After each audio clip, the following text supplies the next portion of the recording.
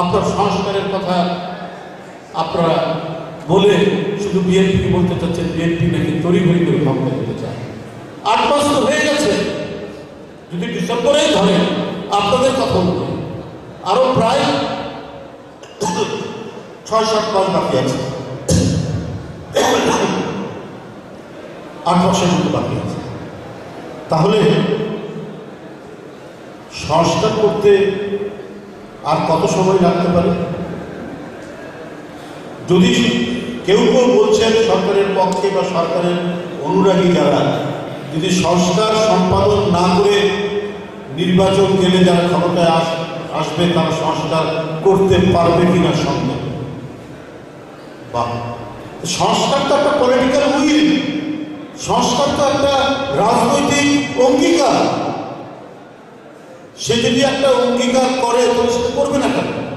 আর আপনি সংস্কারের প্রস্তাব দিয়ে যে দল নির্বাচিত হবে তাকে তো আইনীকরণ করতে হবে, পার্লামেন্টে তোকে পাস করতে হবে। তাহলে এই ধরনের ধোঁয়াশা তৈরি করে, এই ধরনের বিভ্রান্তি তৈরি করে কার উপকার হচ্ছে, কার লাভবান হচ্ছে? আজকে গণতান্ত্রিক সংগ্রামে যারা একসাথে লড়াই করেছে, যে সমস্ত রাজনৈতিক দল এবং সর্বশেষে ছাত্র জনতা, ছাত্ররা, তো আমাদের মধ্যে যদি মিসআন্ডারস্ট্যান্ডিং বাড়ে, ভুল বোঝাবুঝি বাড়ে, তো ফ্যাসিবাদ তো মাথা তোলার চেষ্টা করবে। তো সেটা কি এই দেশ, এই জাতি, এদেশের গণতন্ত্র, এদেশের সার্বভৌমত্ব, এদেশের স্বাধীনতা, তার জন্য কি মঙ্গলজনক হবে? এটা অন্তর্বর্তীকালীন সরকারের কাছে আমার জিজ্ঞাসা। দেশের জনগণ শেখ হাসিনার পতন দেখতে চেয়েছে এবং ভালো একটি সরকার দেখতে চেয়েছে। আর বলা হচ্ছে অন্তর্বর্তীকালীন সরকার, এই সরকার একটা অবাধ সুষ্ঠু নির্বাচন অনুষ্ঠিত করবে। কারণ এই অবাধ সুষ্ঠু নির্বাচনটা একেবারে জাদুঘরে পাঠিয়ে দিয়েছিল শেখ হাসিনা। সুতরাং এই জাদুঘর থেকে আবার জীবন্ত অবাধ সুষ্ঠু নির্বাচনটা করতে হবে। সেই বিশ্বাস তো ডক্টর ইউনূস সাহেবের কাছে জনগণ দিয়েছে, রেখেছে সেই বিশ্বাস থেকে। তিনি এই কাজটি করবেন, তিনি একজন গুণী মানুষ, তিনি আন্তর্জাতিক সম্মান করবেন।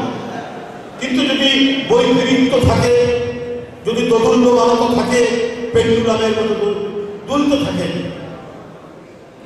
যে ডিসেম্বর না জুন, ডিসেম্বর না মার্চ, তাহলে এইটা একটা পলিটিক্যাল একটা কি বলে ডিটারমিনেশন, একটি সরকারের তার যে দৃঢ় সংকল্প এবং অঙ্গীকার, যেটার উপর জনগণের আস্থা পারে, সেইটা অনেকটা দুর্বল হয়ে যায়।